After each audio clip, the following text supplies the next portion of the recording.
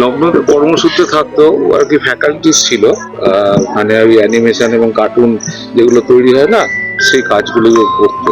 কতদিন ধরে থাকতেন? ওখানে প্রায় 3-3.5 বছর ধরে ওখানে রয়েছে। একাই থাকতেন নাকি? হ্যাঁ, উনি একাই থাকতেন পেইং গেস্ট হিসেবে।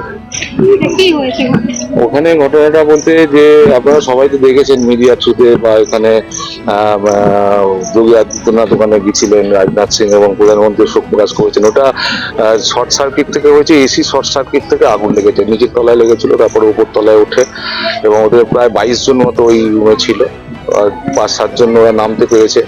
যেখানে থাকতেন সেখানে ঘটনা হয়েছে নাকি যেখানে কাজ করতেন? যেখানে কাজ করতেন ওখানে 15 জন মতো মারা গেছে, 15 জন। তার মধ্যে আমার বোন ছিল।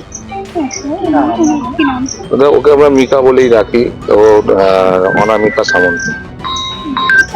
বডি কি? বডি রাস্তায় আসছে, আর হয়তো 10-15 মিনিটের মতো দেখতে যাবে। আপনার কি?